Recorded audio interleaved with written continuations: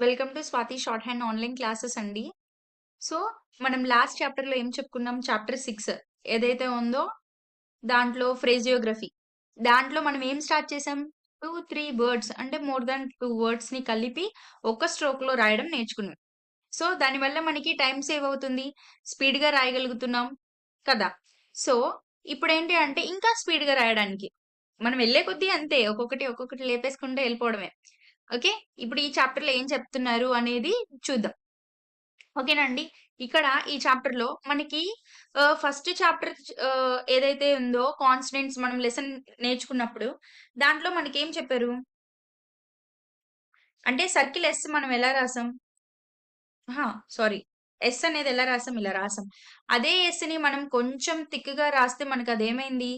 G అయింది. లేదా Z. అంతే కదా! సో, ఇది ఎస్, ఇది జెడ్. జీగా మనం పలికాం.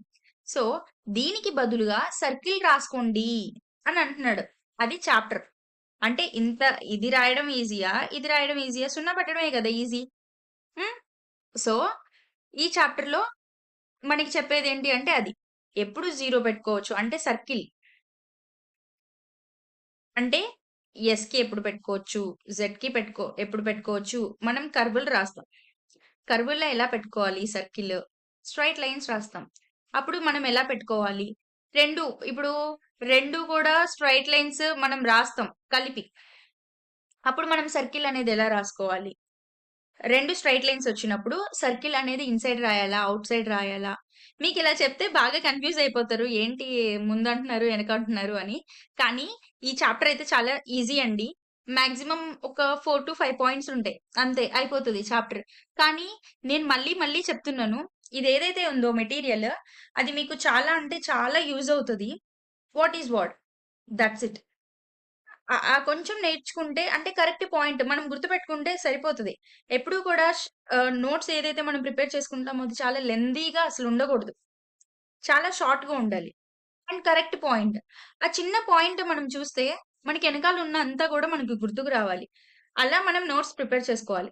సో, ఇది గూడా ఈ మెటీరియల్ అయితే మీకు బాగా అంటే బాగా యూజ్ అవుతుంది. థియరీ ఎగ్జామ్స్ ఎవరైతే రాస్తారో వాళ్ళకి చాలా అంటే చాలా బాగా యూజ్ అవుతది. ఇంకొకటేంటి అంటే షార్ట్ హ్యాండ్ నేర్చుకునేటప్పుడు కూడా ఇప్పుడు ఈ బుక్ ఉంది. మీకు నేను చెప్పాను పిట్‌మెన్ షార్ట్ హ్యాండ్ బుక్ ఉంది.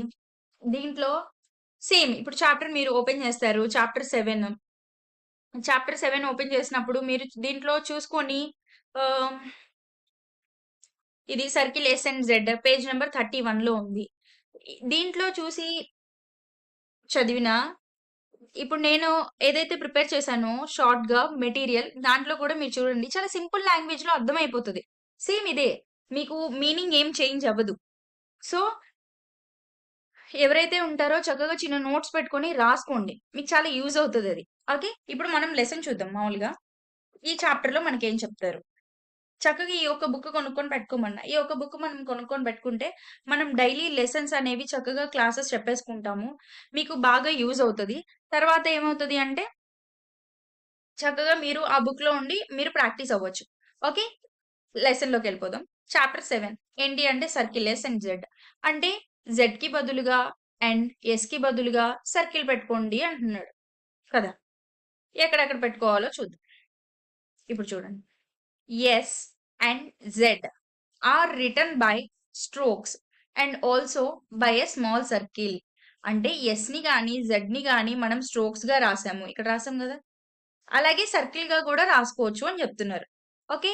అదే గనక సర్కిల్ అంటే ఎప్పుడొస్తది? ఎట్ ద బిగినింగ్‌లో గనక సర్కిల్ వచ్చిందనుకో, దాన్ని ఏంటి ఇండికేట్ చేసినట్టు? యెస్. మీరు గుర్తుపెట్టుకోండి చాలా ఒక 3, 4 పాయింట్స్‌తో అయిపోతది. అర్థమైందా? సో, దాని గురించి మీరు కన్‌ఫ్యూజ్ అయ్యేదేమీ ఉండదు. ఇప్పుడు చూడండి. ఫస్ట్ ఏమంటున్నారు? యెస్.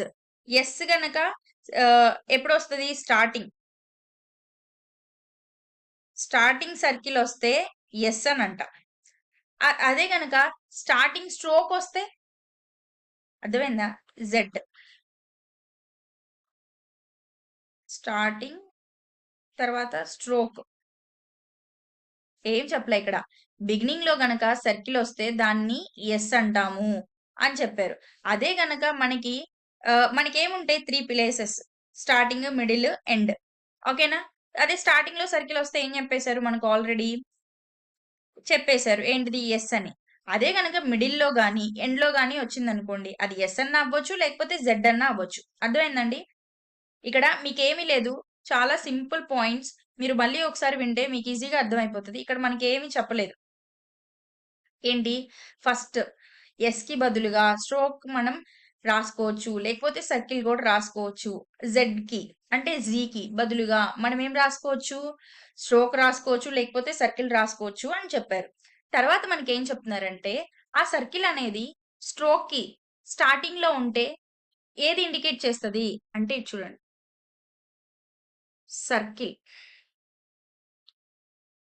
ఫస్ట్ ఉందనుకోండి. అది యెస్. అదే సర్కిల్ మిడిల్ కానీ, ఎండ్‌లో గాని ఉందనుకోండి. యెస్ గాని, జెడ్ కానీ అవుతది. ఇది ఒక 2 పాయింట్స్ అయిపోయింది గదా! అట్లాగే మనకి స్టార్టింగ్, స్టార్టింగ్ యెస్ ఒస్తే మనకేం రాసుకోమని చెప్పారు? సర్కిల్ యెస్ అంటే స్టార్టింగ్ యెస్ ఒస్తే సర్కిల్ రాసుకోండి అన్నారు. అదే గనక మరి స్టార్టింగ్ మనకి ఏంటిది? జెడ్ ఒచ్చిందనుకోండి. స్టార్టింగ్ యెస్ ఒస్తేనేమో సర్కిలు, జెడ్ ఒస్తే ఏం రాసుకోమన్నారు? స్ట్రోక్. అంతే. చాలా సింపుల్. నాకు ఒకసారి చూడండి. మళ్ళీ ఇంకొకసారి చాలా సింపుల్. ఒక 2, 3 పాయింట్స్ ఏమన్నా చెప్పుకుంది. Circle S, circle Z. Circle S ఎప్పుడు చెప్పుకోవాలి? ఎప్పుడు పెట్టుకోవాలి అంటే స్టార్టింగ్‌లో గనక యెస్ ఒస్తే మనం సర్కిల్ యెస్ అని పెట్టుకుంటాం. అదే స్టార్టింగ్ జెడ్ ఒస్తే స్ట్రోక్ రాసుకుంటాం. ఓకే. అదే గనక మిడిల్ కానీ, ఎండ్‌లో గాని యెస్ సర్కిల్ అనేది వస్తే అది యెస్ గాని, జెడ్ గాని అవుతుంది. సింపుల్. మళ్ళీ స్టార్టింగ్‌లో గనక సర్కిల్ వస్తే అది ఓన్లీ యెస్‌ని ఇండికేట్ చేసిద్ది. ఎందుకంటే స్టార్టింగ్ గనక స్ట్రోక్ రాసాము అంటే అది జెడ్‌ని ఇండికేట్ చేస్తుంది అని అర్థం. ఓకేనా? అదే గనక మిడిల్‌లో గనక సర్కిల్ వస్తే అది యెస్‌ని గాని, జెడ్‌ని గాని ఇండికేట్ చేస్తుంది అని అర్థం. అంతే. ఓకే. ఇక్కడ ఇచ్చాడు చూడండి. Initial Z must be return with the stroke not the circle. అంతే. 3 పాయింట్స్. మహా అయితే ఇంకొక 2, 3 పాయింట్స్ ఉంటే అంతే అయిపోయేది లెసన్. అర్థమైందండి? ఇప్పుడు ఈ 3 పాయింట్స్ మనం నేర్చుకుంది ఏంటిది? సర్కిల్ స్టార్టింగ్‌లో వస్తే యెస్ అనేది సర్కిల్‌లో అవుతుంది. అదే స్టార్టింగ్ జెడ్ వస్తే స్ట్రోక్‌తో రాయాలి. అదే సర్కిల్ గనక మిడిల్‌లో వస్తే అది యెస్ అవ్వచ్చు, జెడ్ అవ్వచ్చు. ఇంతే మనకు చెప్పింది. ఓకే. ఇక్కడ చూడండి. ఇనీషియల్ జెడ్ వచ్చినప్పుడు మనకేం చెప్పాము? ఫస్ట్ యెస్ వస్తే సర్కిల్ రాయాలి. ఓకే. అదే జెడ్ వస్తే స్ట్రోక్ రాయాలి అన్నాడు. ఇక్కడ మనకేమేం వర్డ్స్ ఇచ్చారో చూడండి. ఫస్ట్ మనకిచ్చిన వర్డ్ చూడండి. Zeal, through the line. Okay. కొంచెం సైజ్ తగ్గించుకుందాం.